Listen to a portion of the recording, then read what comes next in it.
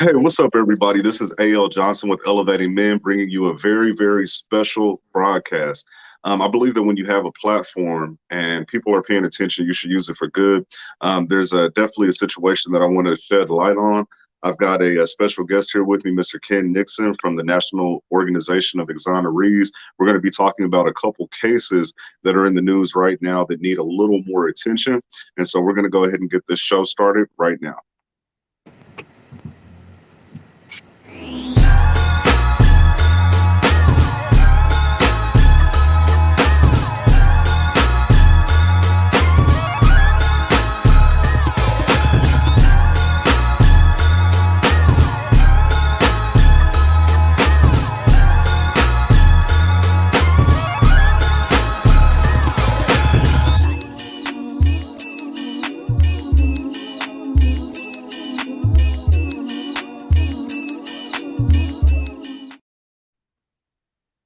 All right, everybody. So, like I said, I've got a special guest with me today, Mr. Ken Nixon. He's with the National Organization of Exonerees. How you doing today, brother?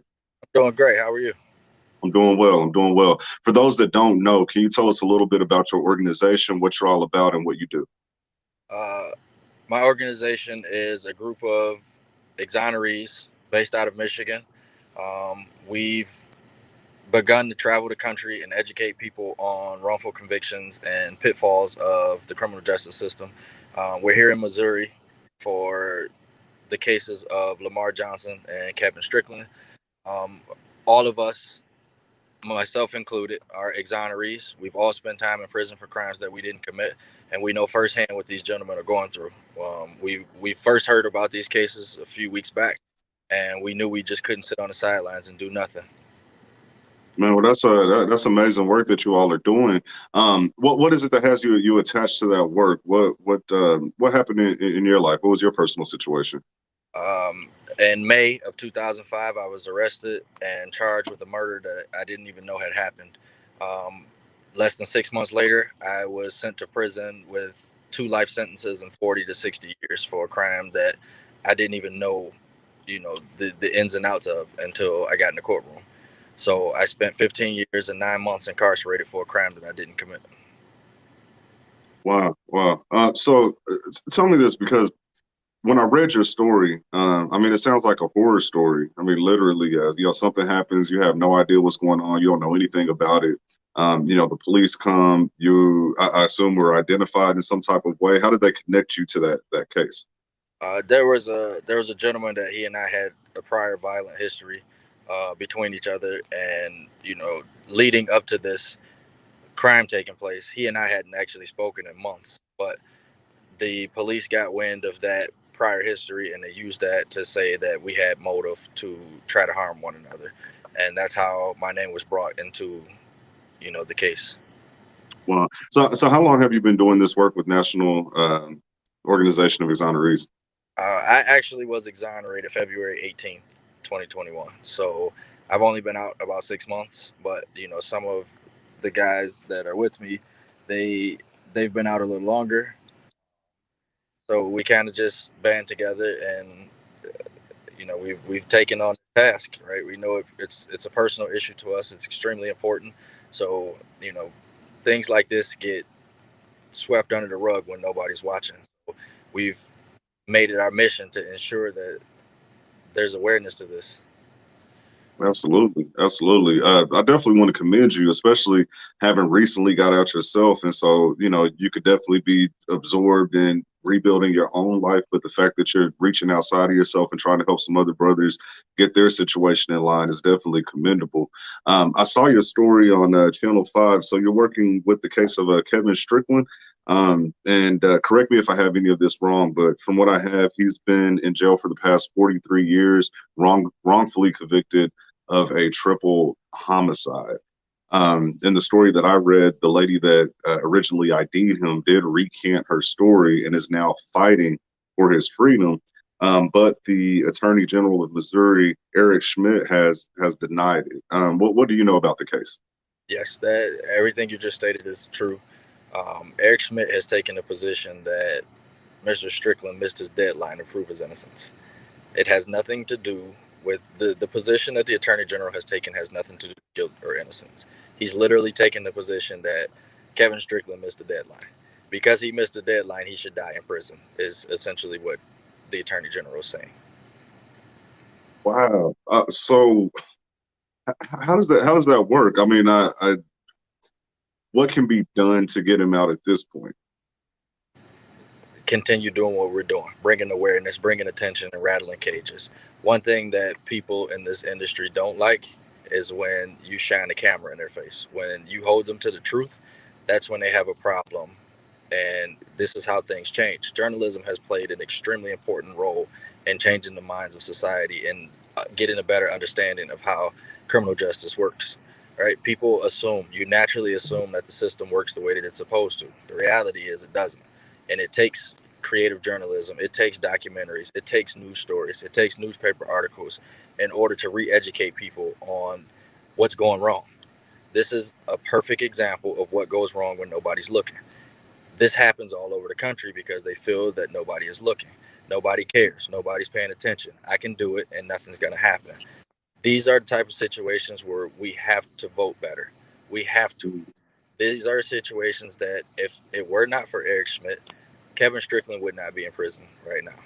But because we didn't question his values, because we didn't question his principles, because we didn't question his morals before he was elected into office, this is what we get. That's amazing because I was looking at his history.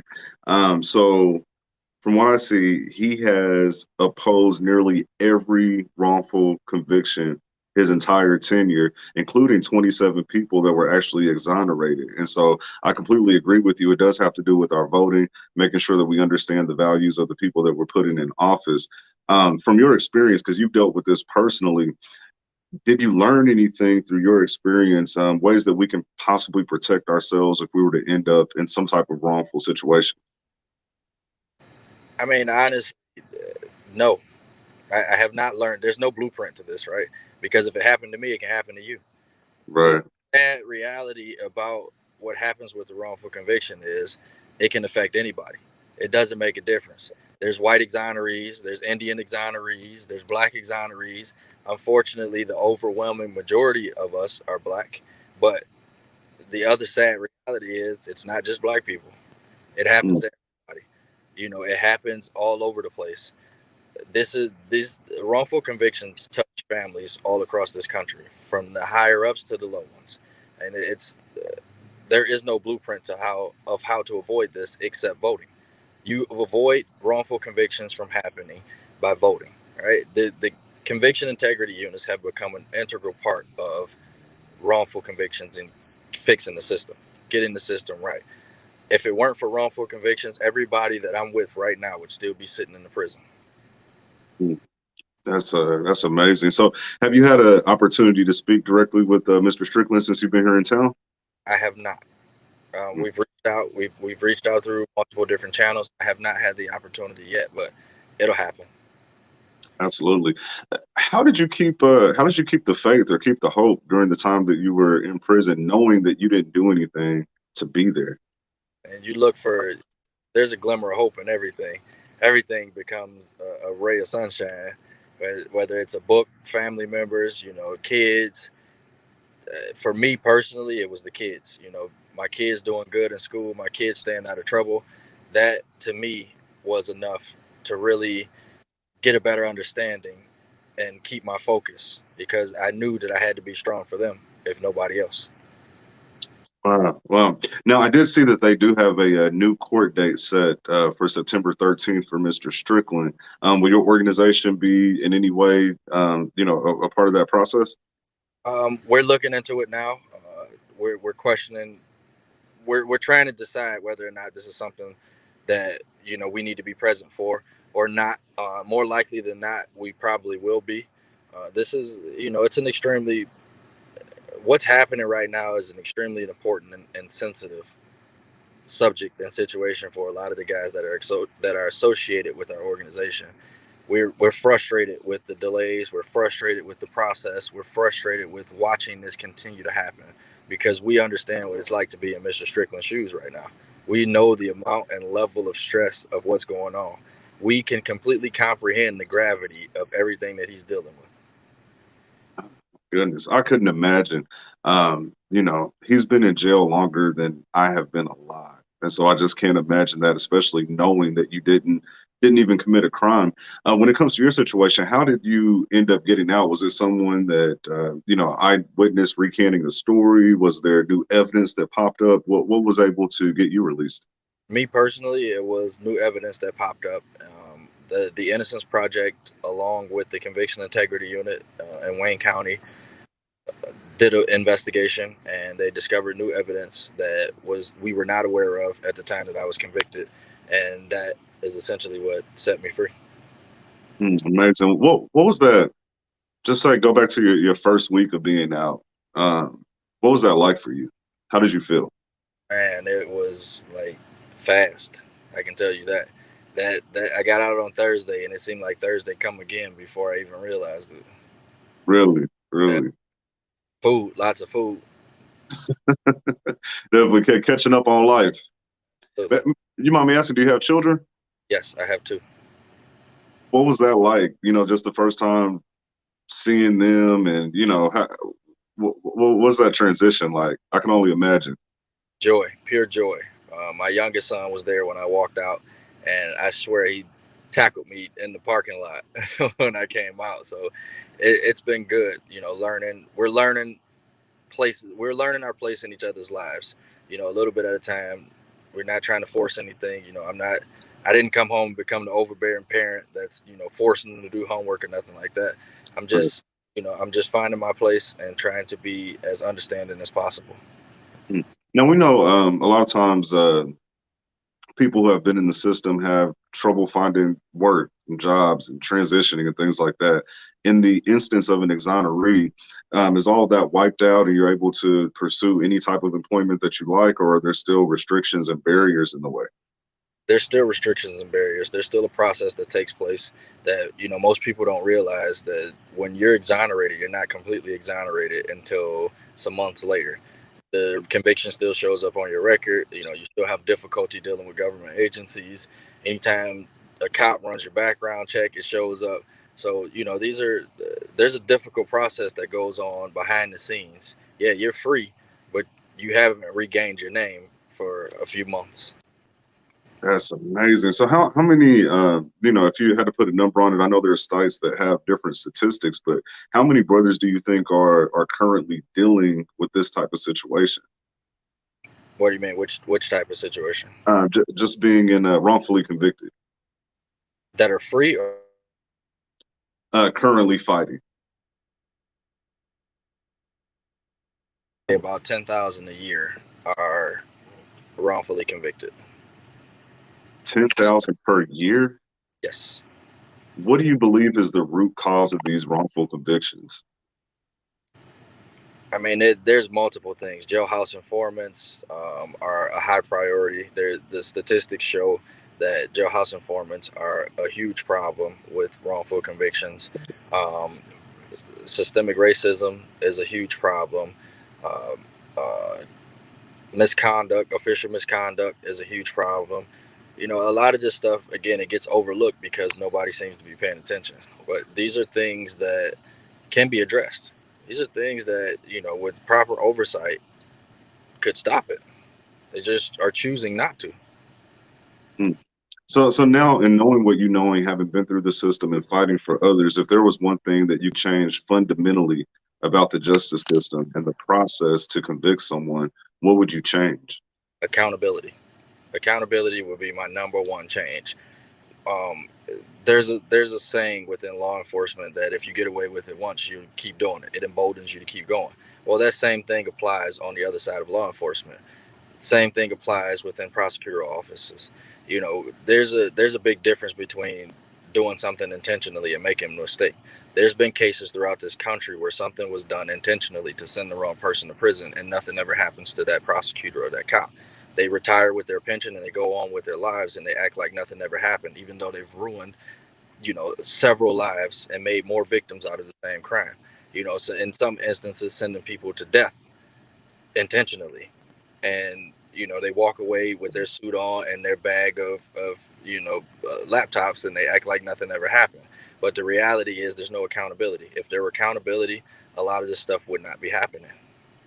That's amazing. That's amazing. So we talked about your case and the case of Mr. Kevin Strickland. The other reason that you're here in town, Lamar Johnson. Can you share a little bit about his story?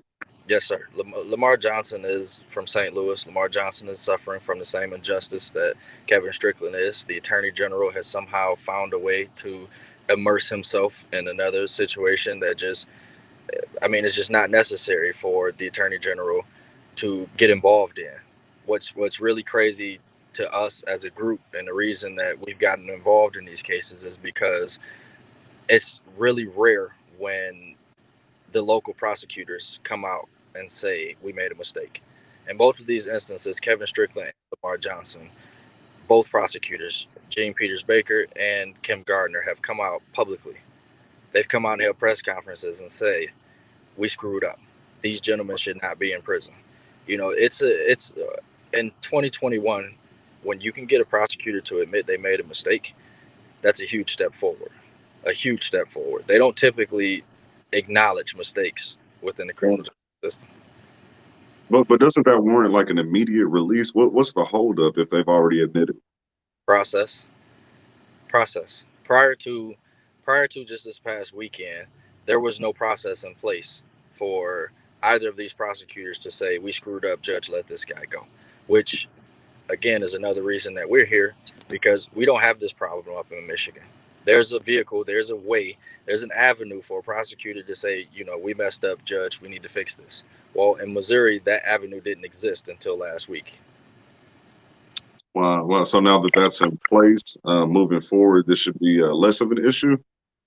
I would hope so.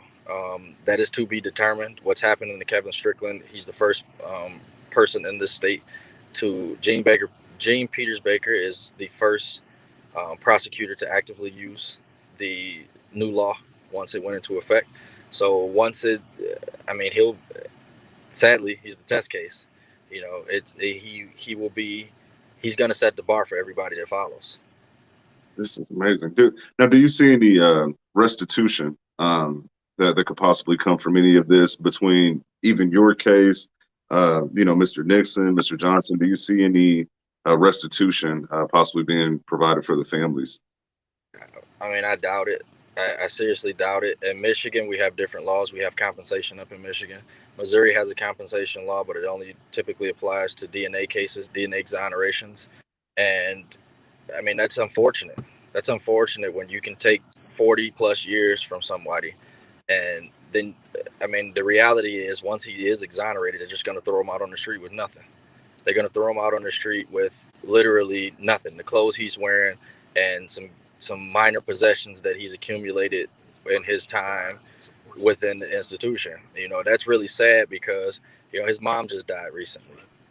His mom just died, and he's coming home to have to deal with that. That's very unfortunate when the government can take so much from you and you get nothing in return. Nothing but a bunch of arguments and useless fights. Wow. So for the people who are watching, they're concerned. What are some action steps that we can take to help our brothers who are wrongfully incarcerated? You got to be a voice. You got to be a voice and not an echo. Don't whisper behind the scenes. Be loud, be blunt, be brash. There's no such thing as too much noise when it comes to a wrongful conviction. It's just not. Because there were plenty of days, everybody in my circle wished there was somebody standing up screaming our names. We wished that someone was being our voice. We prayed that someone would take up our cause, and they never did. So for anybody that's listening, if you see an injustice, speak up about it. Wrongful convictions are a horrible thing in this country.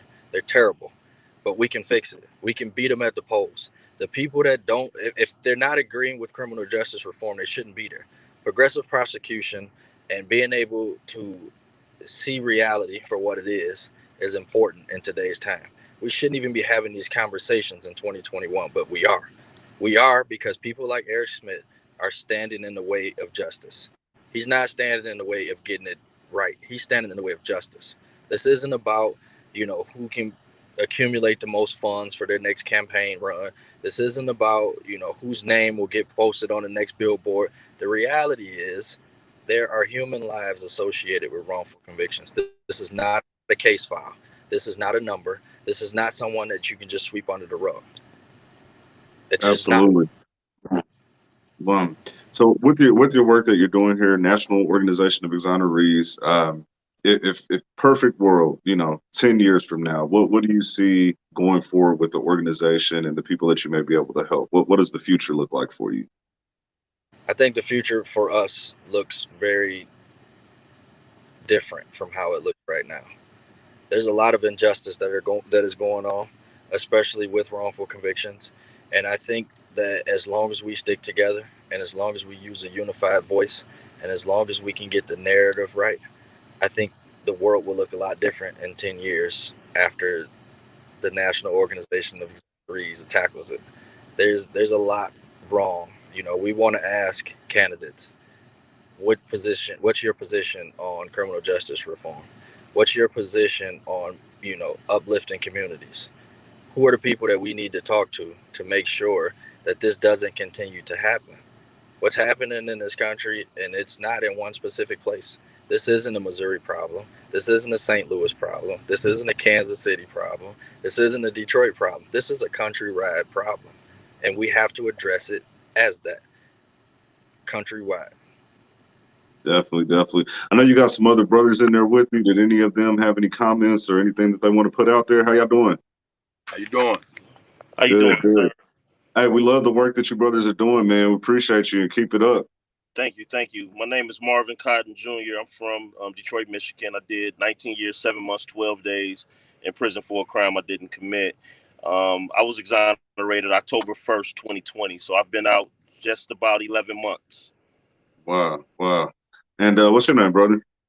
My name Larry Darnell Smith Jr. I served 26 years, 10 months, and 7 days in prison for a crime I didn't commit. I've been out since February 4th, 2021.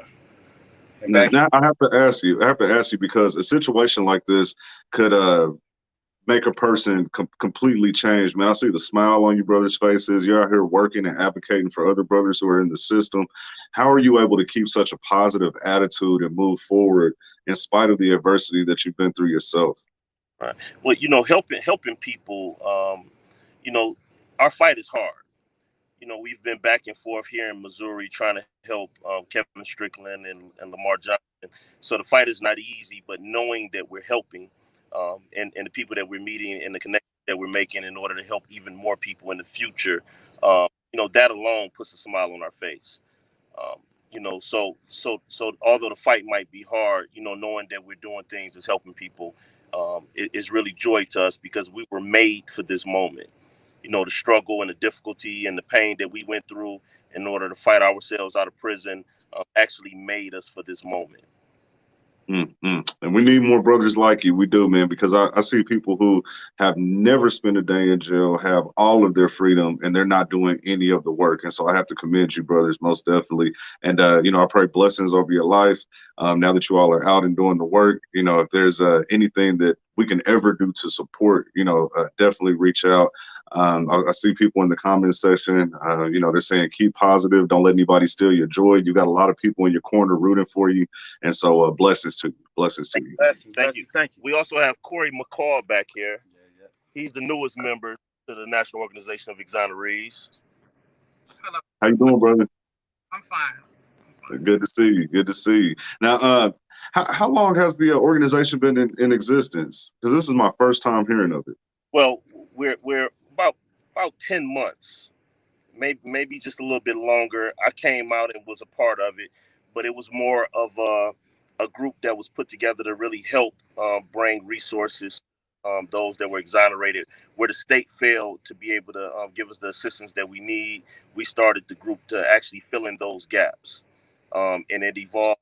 Actually, the first chair of the organization, and kind of put a little bit of organize into it, and then my brother Kenneth Nixon, who you spoke to first, he's the current chair of the organization. We work together, we strategize together, we build together. Everybody in our organization, which is we number about 30. We are business outside of the organization. We started other organizations from our organization. Whatever we can do in the community to help. We feed the homeless. We try to curb violence in the inner cities. Like literally, we work with different prosecutor offices throughout the country, kind of give advice and counsel when it comes to wrongful convictions and things that we believe can be done better. We speak on police reform. We give recommendations for things that can be done better. We work with voting rights. We work with different organizations like Nation Outside out of Michigan. We work with the Detroit branch NAACP. We work with, we pretty much cross every line that you can think of that most people can't cross. Yep. The platform that we have, fortunately, is a platform that is really the moral high ground, if you will. So it allows us to get in doors that most people can't get in. And when we get in those doors, we try to always work with the people on the other side in order to make our community better. You know, we left the community. Many of us, like my brother Larry, he left 27 years ago. I left 20 years ago. My brother Ken left 16 years ago. The community looked it bad then, and it looks even worse now. So we're trying to make it look even better than it was when we were kidnapped the first time. So we out here putting in work. Definitely. We appreciate the work you're doing. If you could just speak to Kevin Strickland or Lamar Johnson, just imagine them being able to listen to what you're saying right now. What words of encouragement do you have for them? Stay focused. We out here. We got you. The voice that you didn't have a few months ago, you have now. Now, of course, and that's not to take anything away from the support system that he's built over the years. But one thing that you didn't have was somebody that was sitting in your shoes, didn't know how it feel to really fight and not have many people believe in you until things start getting good. You know, things are getting better for him. So now that support system is probably building. But he have men and women in his corner now that knows exactly what he's going through, and we're going to be a loud voice for him. We're going to continue to organize until we free him, and then hopefully we can invite him into our organization so he can help us help other people. Absolutely. I can only imagine that when getting out, finding that sense of purpose is immediately has to be really important. And so just last question for any brothers who have been released, you know, whether they were innocent or not, but they're stepping into this new world. Just give them a little bit of encouragement and a couple words of advice. I'd really appreciate that. Don't move too fast. Don't think that if you don't get that first job or you don't see that first opportunity, don't panic. Don't panic. Don't allow the opportunity, because that's what these institutions do. It's not about rehabilitation because they don't promote rehabilitation. So they underarm the person they return into society. So it's about holding on and keeping your eyes open and knowing that you have somebody who love you. Because we more about freeing the innocent. It's more than that. It's about freeing the medically frail. It's about the over sentence and educating. So when a guy come out, he can contact us, but we'll be there. See, not just for that. I get overwhelmed at time. I apologize. Just by the goodness of the love that we experience and what we want to share with the people. And that's why we out here in Missouri.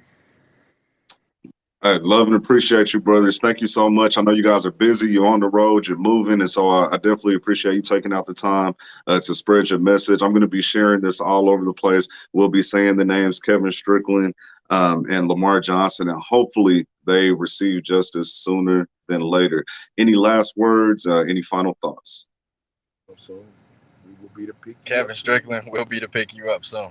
If you can hear, be to get you. See you soon. We bro. already got your yellow shirt made. It's ready.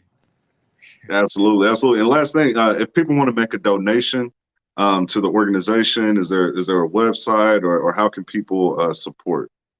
We're still working on that. We don't have one set up yet. There will be one in the near future for sure. Definitely. As soon as you get that, reach out to me, and I'll make sure that I put it out to my network for sure. Okay. Any social media or other contact information? Yeah, we do have a Facebook National Organization of Exonerees, Allies of National Organization of Exonerees. You know, we're working on it. We're building it. We've been doing everything, you know, ourselves and out of pocket. So, you know, all support is welcome. all help is very welcome. So once we get it set up, for sure, we'll reach out so that you can help us spread it. But we do have a Facebook page. Perfect, perfect. Everybody visit the Facebook page, Allies of the National Organization of Exonerees. We'll be looking out for that website. And as soon as you see a donate tab or anything along those lines, let's make sure that we support this mission because it's something that definitely needs to happen. Again, thank you, brothers, for your time. Everyone, thank you for tuning in. Please share this video because we definitely want to get the word out about what these brothers are doing and to help bring home these innocent men who are currently incarcerated.